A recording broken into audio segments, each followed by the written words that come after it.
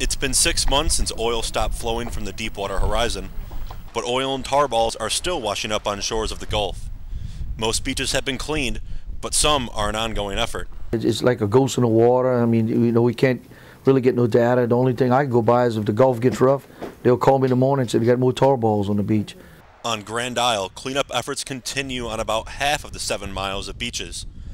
Light to heavy amounts of oil were reported on the northern end of the isle. In the latest observations by SCAT, the Shoreline Cleanup and Assessment Team, traces to heavy amounts of oil were reported on the shores from western Louisiana to the panhandle of Florida, the most densely covered areas being the barrier islands of Louisiana.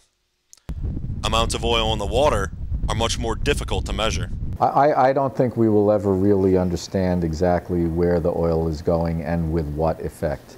I think it's just much too hard to comprehensively measure it. Nearly 5 million barrels dumped into the Gulf from the blowout. 3/4 of that oil is estimated to have been removed, burned, washed ashore, evaporated, or dispersed. But the oil that has been dispersed has not been removed from the environment.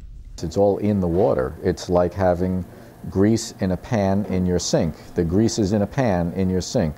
When you dissolve it with detergent, which is a dispersant, then you dirty all the water in the sink.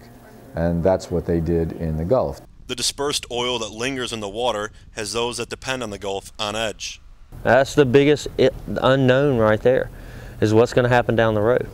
It's not about right now because we're wide open right now, you know, or the fishing is.